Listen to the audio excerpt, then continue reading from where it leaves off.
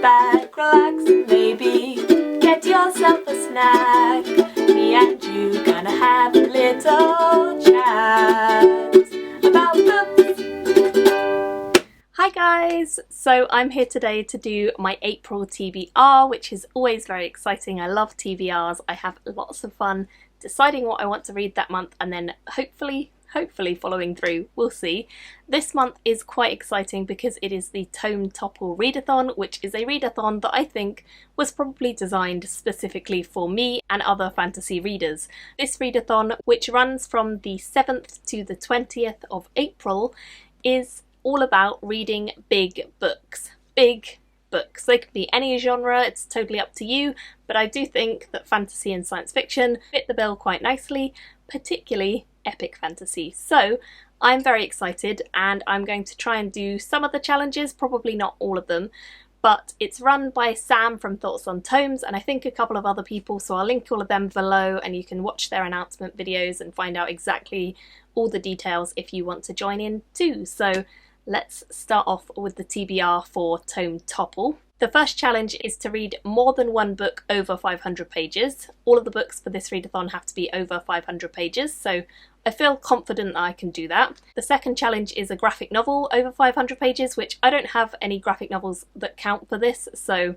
I'm ignoring that one. Third challenge is to read a book that is part of a series and is over 500 pages. I have chosen Saint's Blood by Sebastian de Castell for this. It is the third book in the Greatcoat series by him. I recently read the first and second and absolutely adored them, so I have high hopes that I will not only get through this really quick, but also really enjoy it.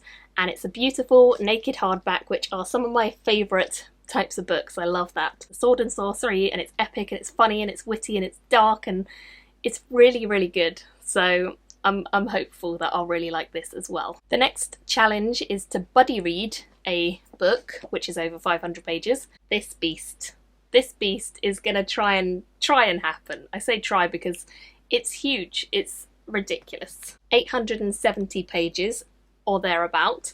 So it's going to be a bit of a behemoth, but we're going to give it a go. I'm going to be buddy reading this with James from James Chatham, who I've read quite a few books with and I really enjoy doing buddy reads, so it should be a lot of fun. Honestly, I couldn't tell you a description of this book. This is really weird fiction. That's kind of all I know.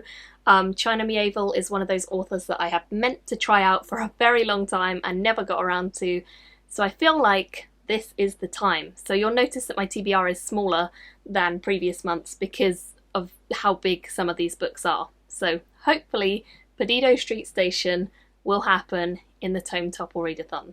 And of course that means I will be reading more than two if I finish them. The final challenge is to read an adult novel of over 500 pages. So I have chosen The Grace of Kings by Ken Loo, which is the choice that loads of you guys wanted me to read when I did my 10 books in 10 series video. So many of you voted for me to read this one. So I'm going to do it. I'm going to read it as part of Tome Topple and I'm hopeful that I'll like it, but I have heard this is a bit of a slow mover, so I'm going to just try and launch into it when I've got the time in the evenings so that I can really get stuck in. Hopefully that'll work. I don't really know an awful lot about it. I know that it's been described by Ken Loo as a silk punk story and it sounds like it could be really amazing, but I haven't heard an awful lot more than that. I will report back to you guys and let you know when I've read it. So those are my 3 books that I'm going to try for Tome Topple. All are over 500 pages. This one is 620 and this one is 560, so if I get through all of them, I will be very, very happy. Next on the TBR is a book that I'm currently reading. This one is Sefriel's Hand, A Pattern of Shadow and Light, and it's book 1 in the series. And this is by Melissa McPhail. It is a self-published epic fantasy story which I am loving. I'm listening to the audiobook, which is narrated by Nick Podell on Audible, and I'm really, really enjoying it. He's doing a fantastic voice acting job. It starts off quite slow, but it's building and building, and the point where I'm at, which is not far from the end, is fantastically fun, and I'm really getting into the magic system, which is all based on patterns and whether you can draw and untangle patterns. It's a really cool setup. It definitely has a slow beginning, but it's my kind of fantasy, that's for sure, and I will definitely be doing a review of this very soon after I finish it because I think it's going to get a pretty good rating. This book actually would easily count for Tome Topple because this book is 744 pages, so it is a monster, but it's a good one. Also on my TBR for the month of April, I have a few novellas because novellas are a good way to break up giant epic fantasy reads. So, seeing as that's what I'm going to be reading a lot of, I thought I would get some short fiction in there too. The first one I have is this one. It is 100 Shadows by Hwang Jin Jen. I'm not sure how you say that. It's a translated Korean fiction book, I believe. This was in my Mothbox subscription for March, so I definitely want to try and get to it soon. And it's very short. It's only about 145 pages, so I definitely should be able to get through this. The writing's pretty large as well, and I'm hopeful that this will help me to break things up. I don't really know anything about it other than Mercedes liked it, which to be honest is enough of a recommendation for my liking. So I'm looking forward to this. I will report back. I think it might have some magical realism-y stuff, but I don't know. Moving on to more short fiction, I have Binti Home by Nenedia Korafor, which is the second one in the series. I definitely want to continue this series and I've been curious about it, so hopefully I can do that this month. Another second one in the series is The Lost Child of Lichford, which is the second novella by Paul Cornell in this series. I really enjoyed the first one. I think I gave it 4 stars, something like that. So I'm hopeful I'll like this one too. It's kind of I wouldn't say urban, it's like a modern day fantasy about this sleepy town where a witch resides and they're trying to break the barrier between the magic and the human side. So it's pretty cool. I really enjoyed the first one. I'm hopeful I'll like this too. A science fiction one I have is The Burning Light, which is by Bradley Beaulieu and Rob Ziegler.